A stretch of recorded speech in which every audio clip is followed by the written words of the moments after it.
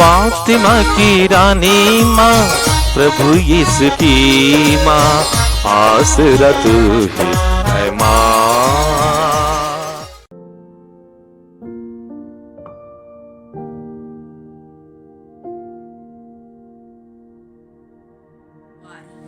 पहला पाठ प्रज्ञा ग्रंथ अध्याय 7 पद संख्याएं 7 से 11 तक।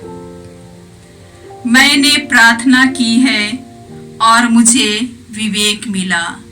मैंने विनती की है और प्रज्ञा का आत्मा मुझ पर उतरा। मैंने उससे राजदंड और सिंहासन से अधिक पसंद किया और उसकी तुलना में धन दौलत को कुछ नहीं समझा। मैंने उसकी तुलना अमूल्य रत्न से भी नहीं करना चाहा, क्योंकि उसके सामने पृथ्वी का समस्त सोना मुट्ठी भर बालू के सदृश है और उसके सामने चांदी कीच ही समझी जाएगी।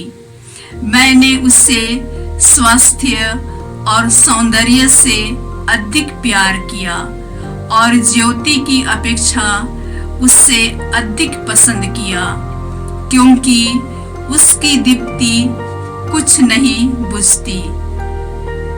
मुझे उसके साथ साथ सब उत्तम वस्तुएं मिल गई और उसके हाथों से अपार धन संपत्ति। यह प्रभु की वाणी है। ईश्वर को धन्यवाद। भजन अनुवाक्य। हमें अपना प्रेम दिखा जिससे हम आनंद मना सके। हमें अपना प्रेम दिखा जिससे हम आनंद मना सके। हमें जीवन की क्षणभंगुरता सिखा जिससे हम में सद्बुद्धि आए। हे प्रभु क्षमा कर। हम कब तक तेरी प्रतीक्षा करें? तू अपने सेवकों पर दया कर। अनुवाक्य। हमें अपना प्रेम दिखा जिससे हम आनंद मना सके।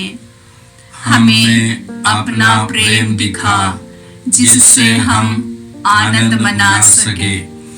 तू भोर को हमें अपना प्रेम दिखा जिससे हम दिन भर आनंद के गीत गा सके।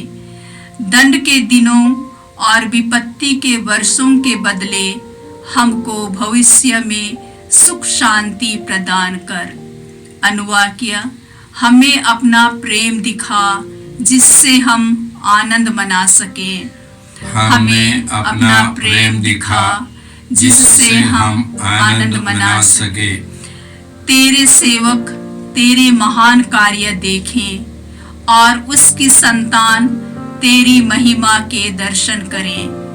प्रभु की मधुर कृपा हम पर बनी रहे और हमारे सब कार्यों पर तेरी आशीष। अनुवाक्य। हमें अपना प्रेम दिखा जिससे हम आनंद मना सके। हमें अपना प्रेम दिखा जिससे हम आनंद मना सके। दूसरा पाठ इब्रानियों के नाम पत्र अध्याय 4 पद संख्याएं 12 से 13 तक। ईश्वर का वचन जीवंत, सशक्त और किसी भी दुधारी तलवार से तेज है। वह हमारी आत्मा के अंतरतम तक पहुंच जाता है और हमारे मन के भावों तथा विचारों को प्रकट करता है। ईश्वर से कुछ भी छिपा हुआ नहीं है। उसकी आंखों के सामने सब कुछ निरावरण और खुला है। उसी को हमें लेखा देना पड़ेगा। यह प्रभु की वाणी है। ईश्वर को धन्यवाद। जय घोष। Alleluia alleluia. प्रभु कहते हैं, मैंने तुम्हें मित्र कहा है, क्योंकि मैंने अपने पिता से जो कुछ सुना है वह सब तुम्हें बता दिया है। हालेलुया। प्रभु आप लोगों के साथ हो और आपकी आत्मा के साथ। संत मार्कुस के अनुसार प्रभु यीशु ख्रिस्त का पवित्र सुसमाचार। हे प्रभु तेरी महिमा हो। अध्याय 10 पद संख्याएं 17 से 30। यीशु प्रस्थान कर ही रहे थे कि एक मनुष्य दौड़ता हुआ आया और उसके सामने घुटने टेक कर उससे यह पूछा, भले गुरु, अनंत जीवन प्राप्त करने के लिए मुझे क्या करना चाहिए? यीशु ने उससे कहा, मुझे भला क्यों कहते हो? ईश्वर को छोड़ और कोई भला नहीं। तुम आज्ञाओं को जानते हो, हत्या मत करो, व्यभिचार मत करो, चोरी मत करो, झूठी गवाही मत दो, किसी को मत ठगो, अपने माता पिता का आदर करो। उसने उत्तर दिया, गुरुवर, इन सब का पालन तो मैं अपने बचपन से करता आया हूं। यीशु ने उसे ध्यान पूर्वक देखा और उनके हृदय में प्रेम उमड़ पड़ा। उन्होंने उससे कहा, तुम में एक बात की कमी है। जाओ, अपना सब कुछ बेचकर गरीबों को दे दो, और स्वर्ग में तुम्हारे लिए पूंजी रखी रहेगी। तब आकर मेरा अनुसरण करो। यह सुनकर उसका चेहरा उतर गया और वह बहुत उदास होकर चला गया, क्योंकि वह बहुत धनी था। यीशु ने चारों ओर दृष्टि दौड़ाई और अपने शिष्यों से कहा, धनियों के लिए ईश्वर के राज्य में प्रवेश करना कितना कठिन होगा। शिष्य यह बात सुनकर चकित रह गए। यीशु ने उनसे फिर कहा, बच्चों, ईश्वर के राज्य में प्रवेश करना कितना कठिन है। सुई के नाके से होकर ऊंट का निकलना अधिक सहज है, किंतु धनी का ईश्वर के राज्य में प्रवेश करना कठिन है। शिष्य और भी विस्मित हो गए और आपस में कहने लगे, तो फिर कौन बच सकता है?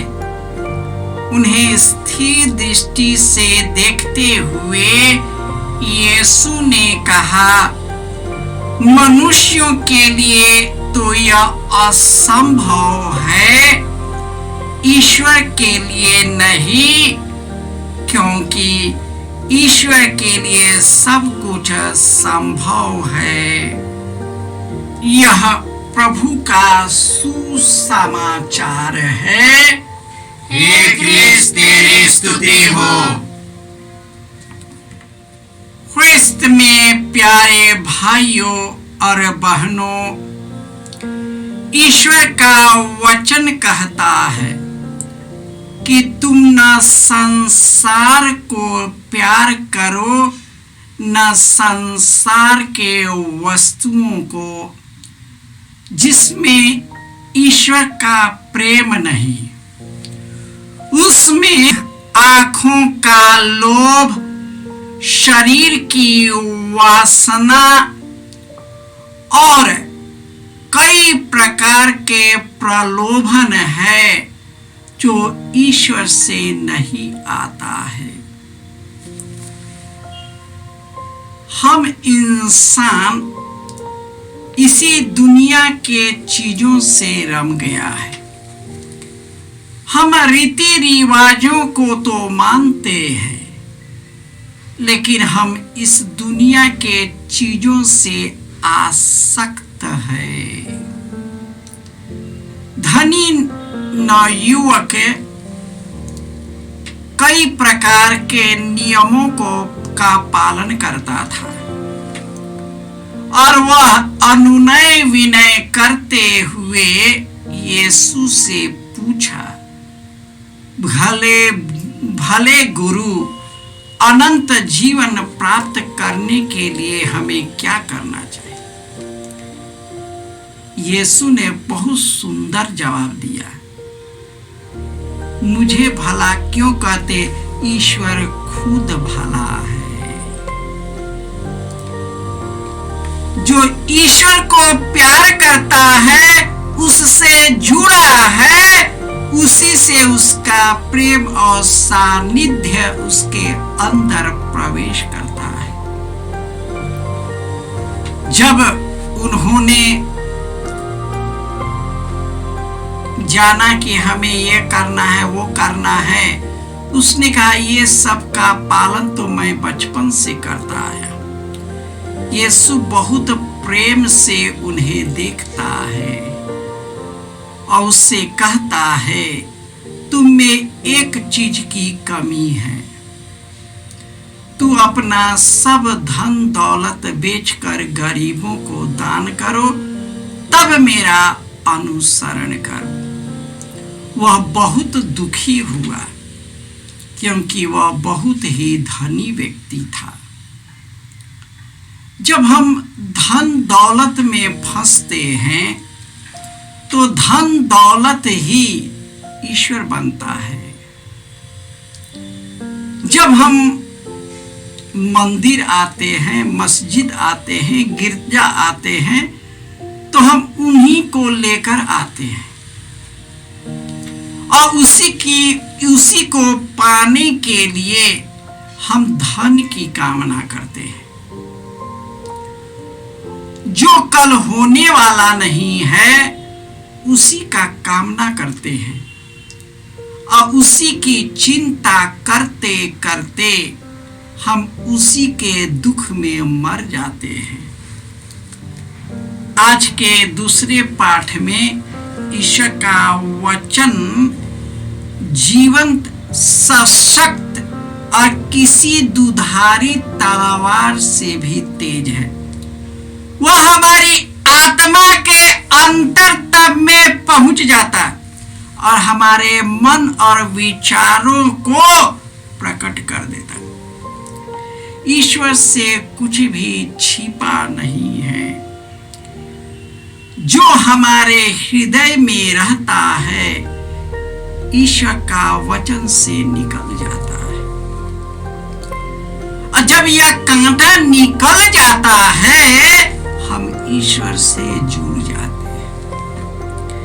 आज के पहले पाठ में प्रज्ञा ग्रंथ में सुलेमान ने ईश्वर से प्रज्ञा और ज्ञान और आत्मा मांगा, ईश्वर का आत्मा मांगा और ईश्वर ने खुश होकर उसके साथ धन दौलत भी दे दिया, क्योंकि धन दौलत ईश्वर के सामने मात्र धूल कण से भी छोटा है। ईश्वर जो सर्वशक्तिमान है, जिन्होंने सबकी सृष्टि की, सृष्टिकर्ता को ही हम भुला दिया और हम लोगों ने अपने मन के और इच्छाओं के देवता और भगवान को बनाकर अपनी ही पूजा करना शुरू किया और वह पूजा किया है शैतान।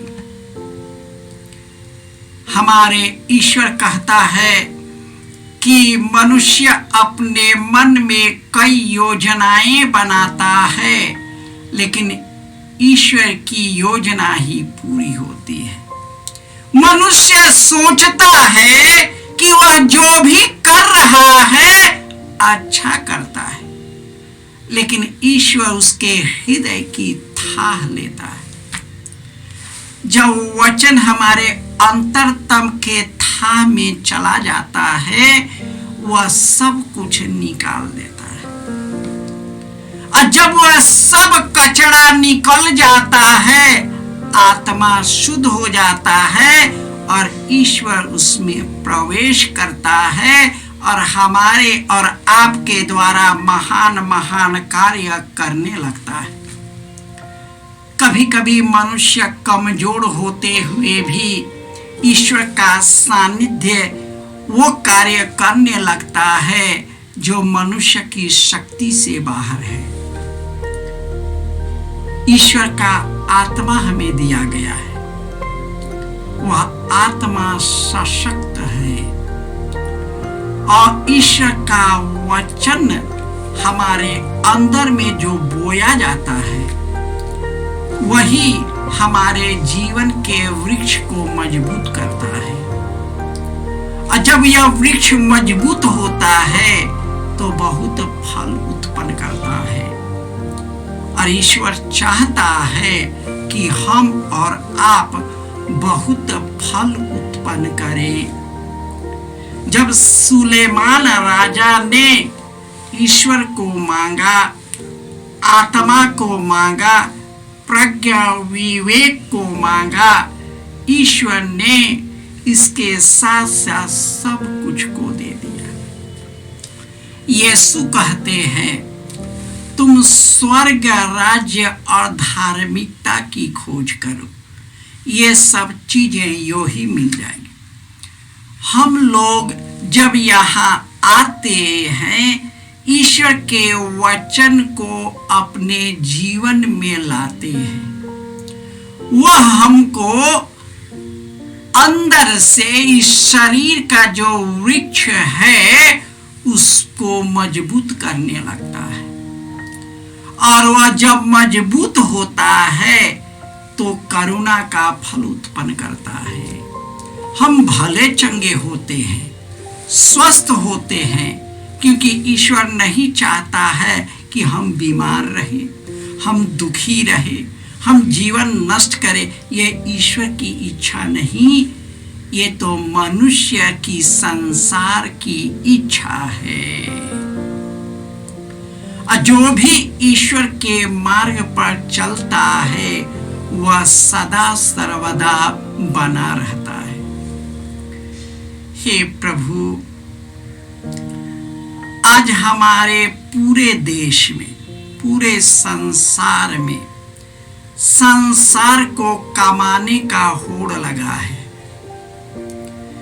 जितने भी बड़े बड़े उद्योगपति हैं, उनका एक ही काम है, केवल धन दौलत कमाना। मनुष्य का जीवन कहाँ जाए इस पर नहीं। और इस प्रकार हम अपनी जिंदगी और दूसरों की जिंदगी बर्बाद करते हैं। कोरोना का जो काल रहा मनुष्य द्वारा प्रदत्त था। मनुष्य के स्वार्थ और लोभ ने मनुष्य को ही निगल गया, क्योंकि जब शैतान धन दौलत लालच सत्ता और अधिकार के रूप में प्रवेश करता है, हमारे आंख को अंधा करता है, हमारे पैरों को अशक्त करता है, हम फिसलते जाते हैं और लोगों को भी उसमें फिसला देते हैं। हे प्रभु, तू हम सबों पर दया कर, हमारे बाल बच्चों पर दया कर, हमारे परिवार पर दया कर, हमारे समाज पर दया कर, हमारे देश और पूरे संसार पर दया कर। कि तेरा वचन हमारे अंदर प्रवेश करे और हमारे अंतरतम में प्रवेश कर हमारे सब प्रकार के बुराइयों को निकाल दे। और हे प्रभु, तेरे घावों के द्वारा हम सभी भले चंगे हो गए हैं। जय यीशु। जय यीशु क्रिस्त में प्रिय भाई और बहनों, प्रभु यीशु ने हमें आदेश दिया है संसार के कोने कोने में जाकर सारी सृष्टि को सुसमाचार सुनाओ। सुसमाचार सुनने के लिए और सुनाने के लिए एक अच्छा मौका है। आप कृपया इस चैनल का सब्सक्राइब करें, लाइक करें, शेयर करें, बेल आइकन दबाएं ताकि यहाँ की नई वीडियोस की सूचना आपको मिलती रहेगी। साथ साथ आप दूसरों को भी प्रेरणा दें इसका सब्सक्राइब करने के लिए। याद रखें, कल के मिसा के दैनिक पाठ और उस पर टिप्पणियाँ आज ही दोपहर के बाद हम लोग अपलोड करते हैं। कृपया आज ही उसको सुनकर कल की तैयारी करें। प्रभु यीशु आपको और आपके परिवार को 100 गुनी आशीष देंगे। जय यीशु।